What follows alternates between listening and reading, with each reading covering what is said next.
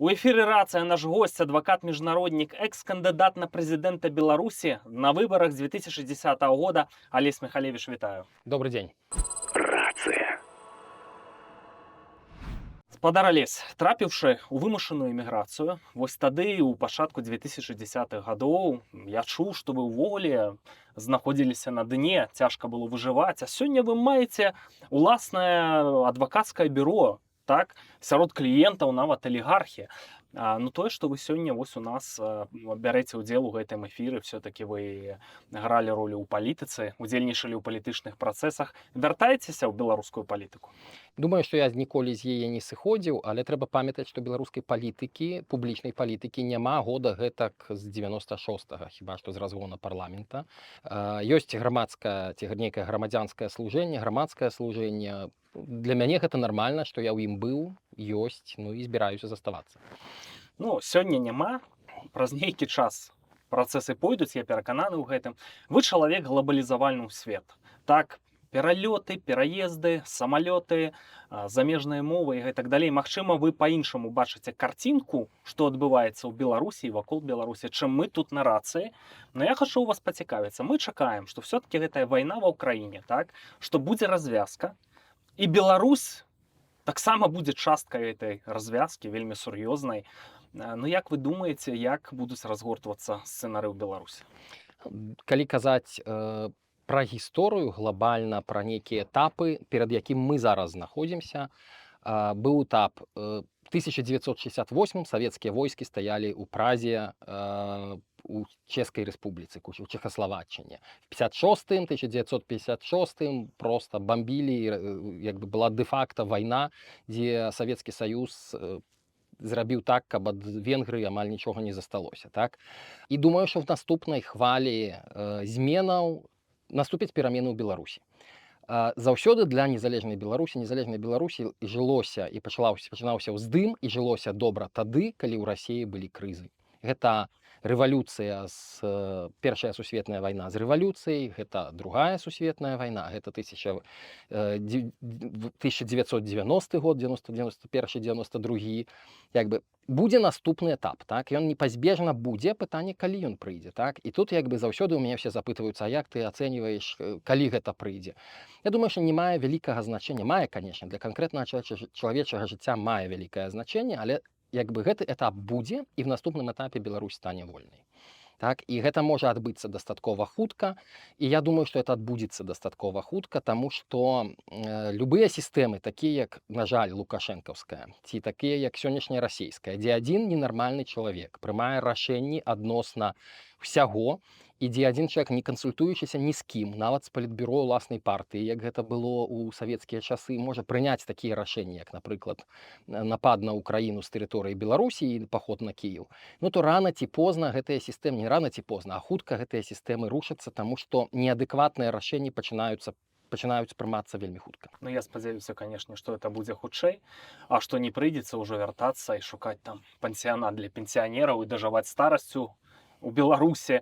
Хочацца ж найлепшыя такія самыя сакавітыя гады жыцця пражыць на бацькаўшчыне.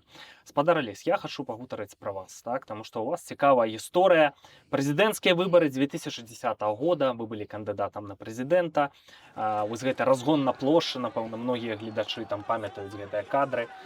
Ну тады все, ў хуткім часе ўсіх там затрымалі апанентаў Лукашэнкі, хоць часы былі не такія жорсткія, там і Саннікаў, і Статкевіча, Някляеў, і вас таксама вы правялі ў СІЗА КДБ 2 месяцы. Сёння хочацца сказаць усяго толькі 2 месяцы. Тады это падавалася мама дарагая.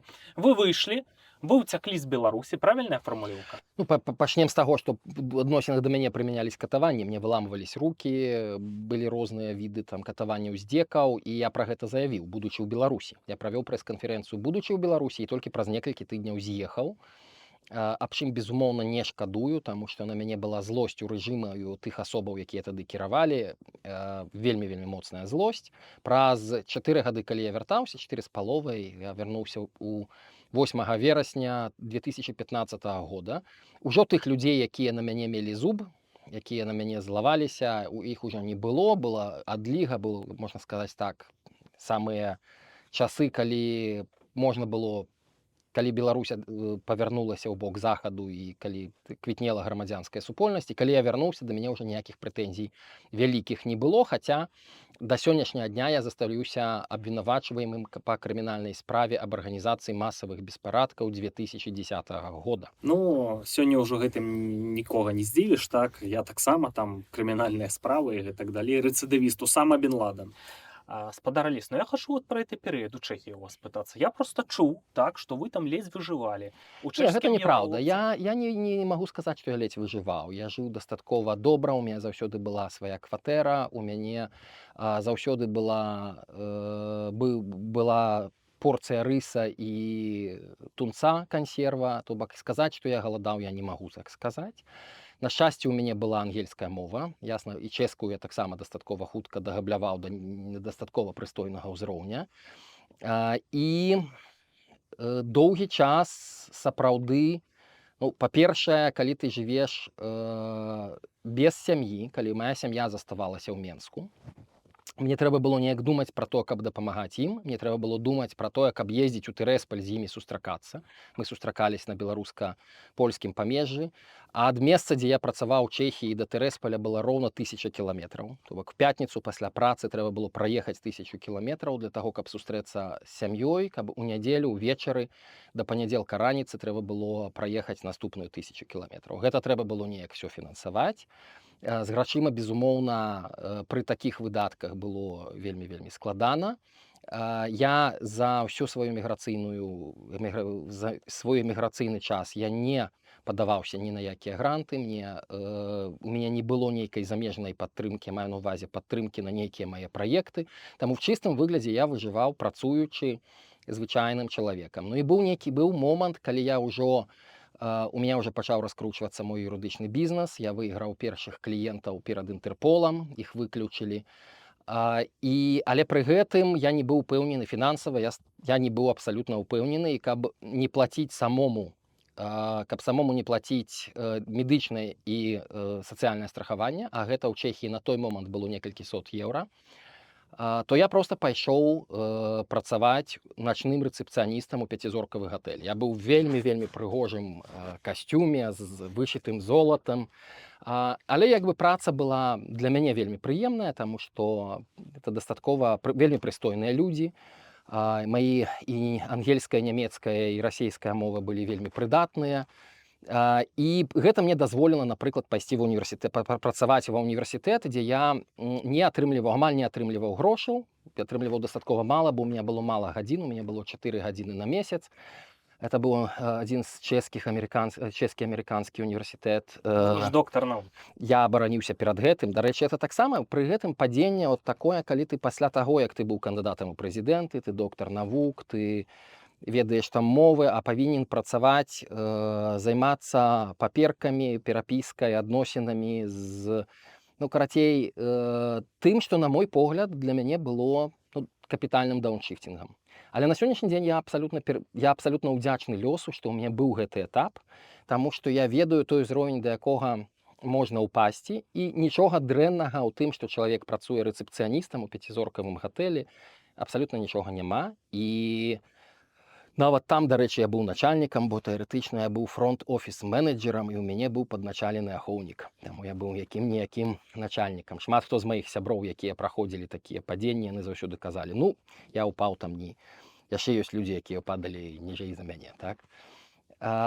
Таму было цяжка, але эміграцыя — это заўсёды цяжка. Асабліва эміграцыя, да якой не рыхтуешся. Як і эміграцыя 2020 года, да якой большасць беларусаў, якія выехалі, не рыхтаваліся. Але як бы з голаду ніхто не памёр, все выжылі, і большасць тых людзей, каго я ведаю, напрыклад, з 2010-го, з эміграцыі 2010 года, яны ўжо даўно не проста узняліся, яны на вельмі сур'ёзных пасадах або раскруцілі свае бізнесы, яны вельмі цвёрда стаяць на нагах, і гэта беларусы, якімі я ганаруся. Ну, у вас таксама справы пайшлі добра, уласнае адвакацкае бюро, я чуў там супрацоўнікі з розных краін свету. Хто вашыя кліенты?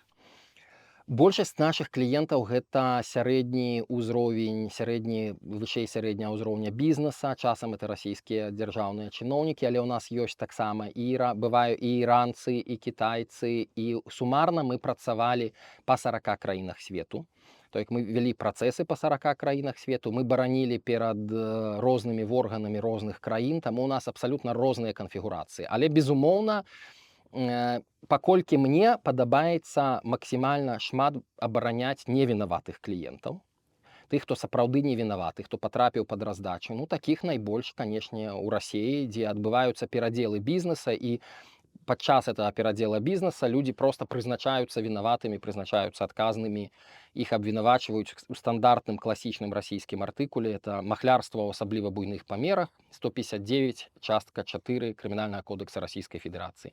З аднога расійскага Ростова-на-Доне у нас хіба што было платных добрых кліентаў разоў в 5 ці в 6 больш, чым з усёй Рэспублікі Беларусь. Але гэта абсалютна зразумела таксама, таму што там і перадзел бізнеса зусім іншы, і там і аб'ёмы бізнеса таксама там зусім іншы.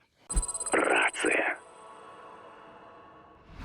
Спадар Алесь, хочу вернуться до Беларуси. У Беларуси, ведаеце, такая замяшаная ситуация, гібридная пагроза на беларуска-польскай мяжы. Так, вот это эмігранты. Тут, дарэчы, выходзіць наша праграма, а беларусы перакрываюць польска-беларускую мяжу для транзітных грузаў. На беларуска-украінскай мяжы напружаная зноў-такі абстаноўка, так? Лукашенко спрабуе нейкія вот такія сігналы пасылае, хачу вот наладжваць дыялог з еўразвязам, а ў той жа час незразумела, хто ў Беларусі кіруе, так? Пракрэмлёўскія генералы, здаецца, вядуць рэй, і за Лукашэнкам прыглядаюць, каб ён тут не дапусціў пэўных манеўраў, так? Як вы лічыце, што там адбываецца ў рэжыме? Я думаю, што я не зусім кампетэнтны, каб гаварыць пра ўнутраныя працэсы ў рэжыме. Але, як я ўжо казаў, калі няма калегіяльнага кіравання, калі адзін чалавек, нават самы разумны, а мы ведаем, што той адзін чалавек, які ў Беларусі прымае рашэнне, ён далёка не самы разумны, у яго ёсць, безумоўна, такая прага да ўлады, і ён на ўсё глядзіць як на захаванне ўлады. Але гэта не значыць, што ў гэтага чалавека ёсць розум. Скажем, не значыць, што гэта чалавек вельмі разумны, так? І здзяйсняюцца памылкі. Напрыклад, міграцыйны крызіс і гэта штучная прывоз мігрантаў, якія штурмуюць мяжу, это безумоўна памылка, таму што для еўразвяза гэта, можна сказаць, як для чалавека хтосьці побач з іголкай, які стаіць і цябе гэтай іголкай проста акуратненька раздражняе. Раздражняльным фактарам гэта будзе, і ён ёсць раздражняльным фактарам. Ці ёсць гэта глобальнай пагрозай і стварэннем там сапраўды сур'ёзных праблемаў для еўразвяза? Не. Для еўразвяза гэта сур'ёзнай праблемай не з'яўляецца. Для Польшы так, это з'яўляецца мясцовай, для Беластока, безумоўна, гэта нават для Беласточчыны гэта вельмі сур'ёзная праблема, так?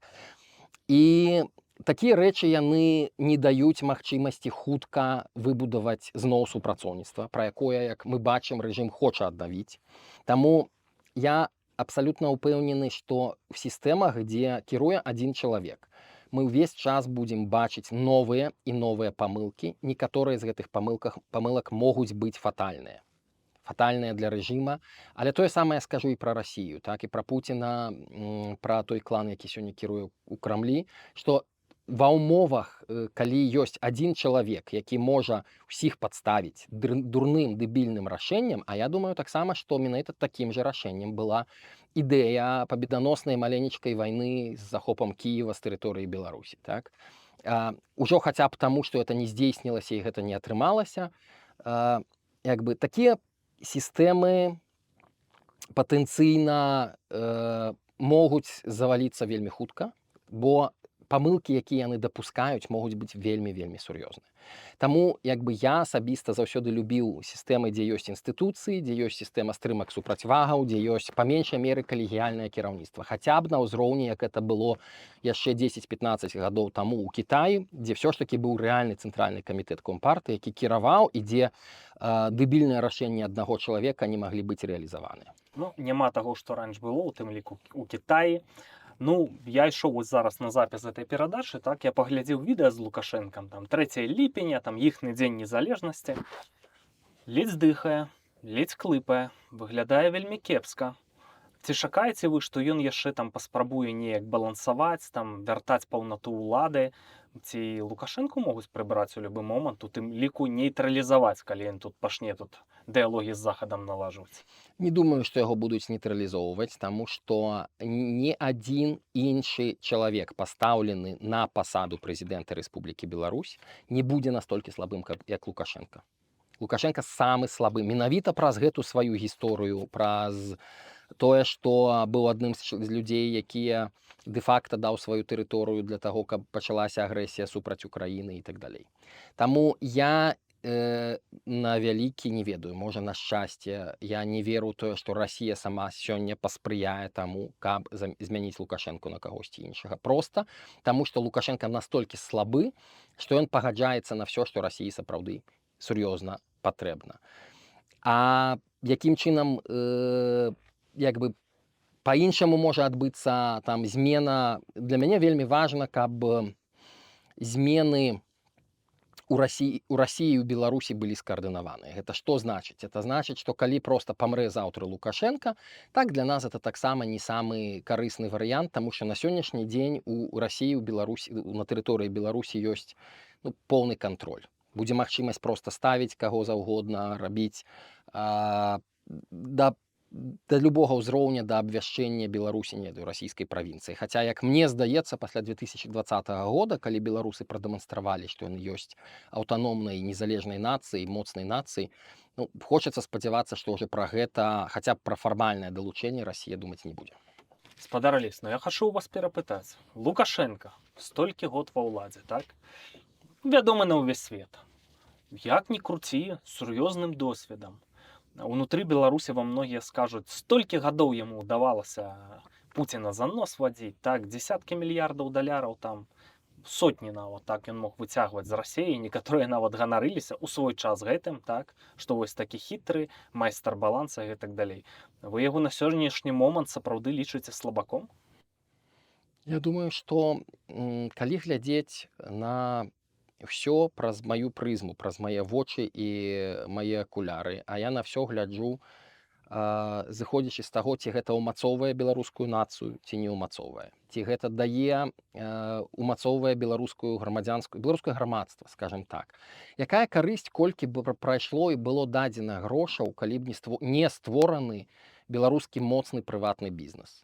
На нейкім узроўні ён ёсць, але на тым узроўні, на якім ён мог бы быць, яго няма, і гэтыя грошы дэ-факта былі ў значнай ступені патрачаны ўпустую. Таму я абсалютна, я так не гляджу. Так. Спадар Алесь, я часта крытыкую суб'екты, фактары беларускіх дэмакратычных сілаў, а вы адвакат, вы абараняеце, но я хачу задаць вам пытанне, так? Вось маем сітуацыю, вось атачэнне Святланы Ціханаўскай, так? Палітычная вага неадназначная, уплыву на Беларусь няма. І што важна, мы ж медыйшчыкі, так, папулярнасці няма ад слова зусім. Я не кажу пра Беларусь, там і непрыемныя рэчы кажу, так, а нават вось у эмігрантаў спытайся, вось у сярэднестатыстычна. Вы зараз у горадзе, у Беластоку, дзе ў некаторых дамах жывуць там пад 100 беларусаў, так, у вялікім доме. Ну, калі ты спытаешся пра фактары суб'екты дэмсілаў, яны скажуць, а нічога я ўвогуле пра іх не думаю, мне ўсё роўна.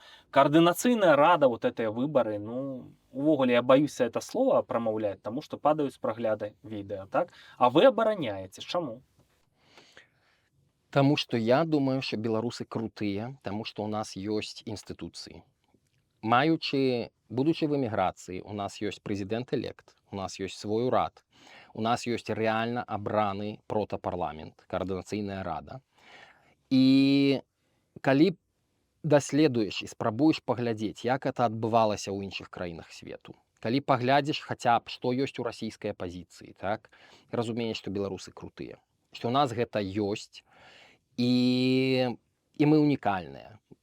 Бо для мяне вельмі істотна думаць праз стварэнне працэдураў, тое, што я называю інстытуцыі, установы, якія працуюць самі па сабе. Так?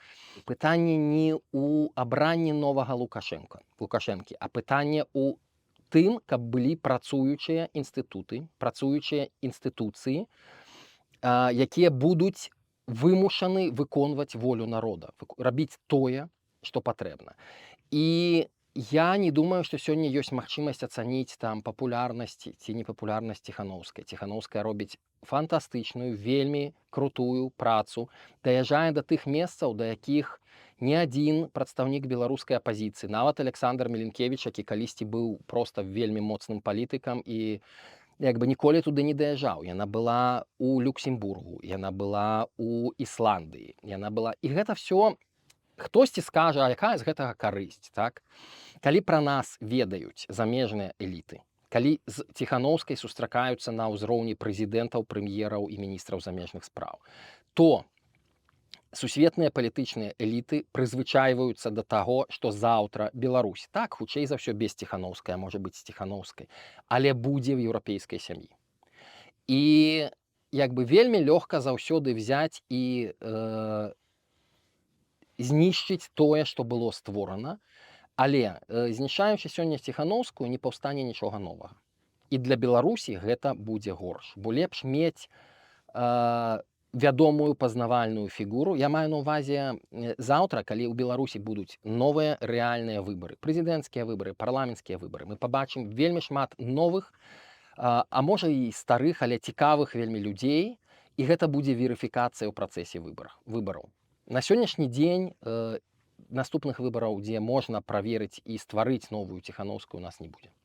У бліжэйшыя, скажам так, месяцы вельмі спадзяюся, што сітуацыя можа змяніцца настолькі, што проста будуць механізмы стварэння новага лідара і будзе механізм стварэння чагосьці, скажам, рэальных выбараў, так?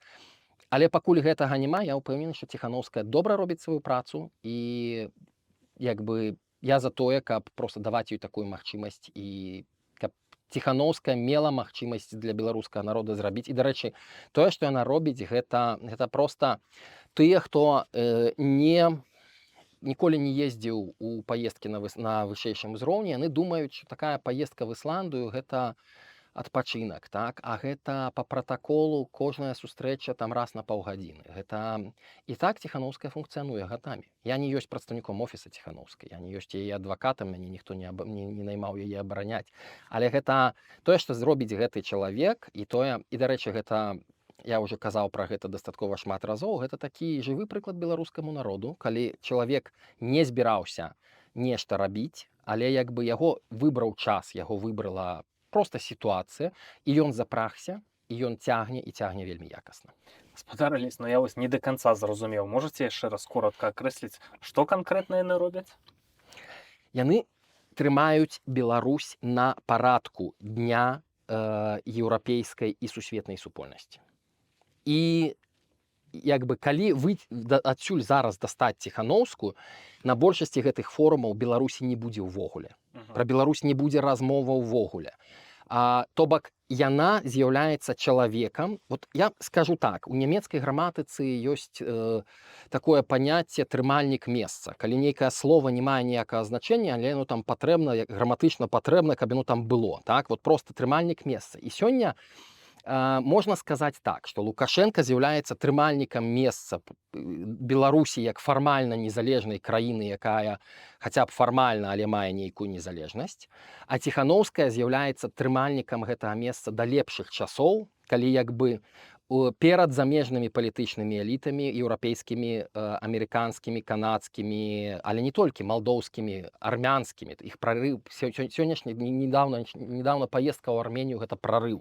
Гэта сапраўды гістарычная паездка з вельмі сур'ёзным прарывам, бо Арменія першы раз сустрэліся на ўзроўні кіраўніцтва Арменіі, на ўзроўні буйнейшай тэлевізійнай праграмы армянскага тэлебачання запрасіла прадстаўніка беларускай апазіцыі. Так? Гэта прарывы, і мне вельмі дзіўна, калі проста людзі, калі эксперты гэтага не заўважаюць і не разумеюць, што ніхто іншы на такім узроўні, я маю на ўвазе, ніхто іншы не будзе мець той легітымнасці, каб яго запрашалі, прымалі, і каб ён мог гэта рабіць. Гаспадар Алесь, я спрабую вас слухаць, унікнуць у тое, што вы кажаце, таму што это цікавы ракурс, каб разабрацца. Но людзі будуць спрашацца, так? І скажуць вам, што Анатоль Лебедзька, напрыклад, затачэнне Святланы Ціханаўскай трымаў это месца пэўнае, так, і сустракаўся з прэзідэнтамі ЗША ледзьве не ад Клінтана і з дзяржаўнымі сакратарамі, маюць фотаздымкі і руку ціснулі, і што? Калі хтосьці думае, што 2020 год узяўся з ніадкуль, нічога не было, ніякай палітычнай актыўнасці не было, ніякай апазіцыі не было. І раптам бабах взяўся 2020 год. Гэта было падрыхтавана гадамі папярэдняй працы, так? Рознай працы. Тое, што былі грошы на беларускія сродкі масавай інфармацыі. Тое, што у Беларусі даносілася інфармацыя рэальна да людзей. Тое, што да 2020 года, я кажу, не скажу, што ідэальна, але так ці інакш гэтая сістэма працавала. Тое, што былі сотні тысячы неўрадавых арганізацый, якія арганізоўвалі свае праекты. Тое, што былі адукацыйныя, асветніцкія, культурныя праекты. Бел-чырвона-белыя значкі таксама не з'явіліся з ніадкуль, так? Як бы значная частка бела-чырвона-белых сцягоў, якія ў першыя дні з'явіліся на пратэстах, яны таксама не былі пашытыя, яны адкульсьці ў гэтых людзей былі, так? І казаць, што ўсе папярэднікі, якія рабілі нейкую папярэднюю працу, гэта далбадзятлы, якія нічога карыснага не зрабілі, гэта вельмі-вельмі простая пазіцыя. Рацыя.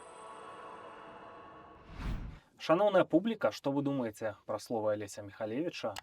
Адваката Алеся Міхалевіча, які зараз так зацята адвакатаваў Святлану Ціханаўскую, суб'екты беларускіх дымсілаў. Напішыце, калі ласка, вашае меркаванне.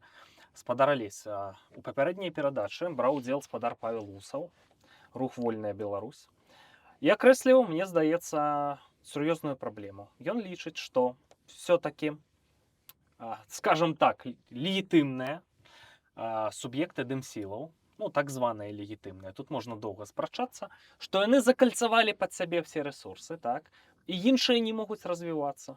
А калі паступалі прапановы там падпісаць мемарандум, стварыць пляцоўку, дзе ўсе мазгі б змаглі сабрацца ў кучу і рэалізаваць увесь гэты патэнцыял, яны не хочуць ісці на такую супрацу, так, атачэнне Святланы Ціханаўскай, там вот кабінет міністраў і гэтак далей. А даруйце, калі ласка, вось ёсць рух «Вольная Беларусь». Пазняк — это гістарычная асоба, это папулярны ў медыях чалавек, дарэчы. Ну, ёсць еўрапейская Беларусь. Даруйце, ёсць палітычныя партыі, так, і рухі. Беларуская хрысціянская дэмакратыя.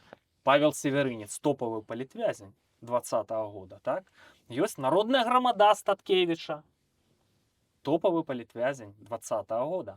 Ёсць там краіна для жыцця Ціханаўская, які такую ролю адыграў. Урэшце ёсць бабарыканцы, так, яны з гэтага працэсу, яны это все распачалі ў 2020 годзе, а эстафету падхапілі іншыя. Ну, што это была паганая ідэя, каб всіх сабраць разам і разам будаваць стратэгію, а не закальцоўваць усё пад вот это вот атачэнне Святланы Ціханаўскай.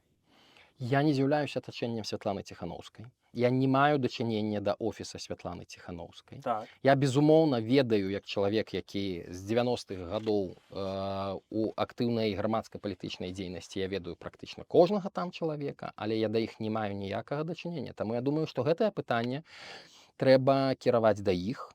Што датычыцца мяне, я як адвакат жыву са сваіх адвакацкіх грошаў, з тых грошаў, якія мне плацяць кліенты.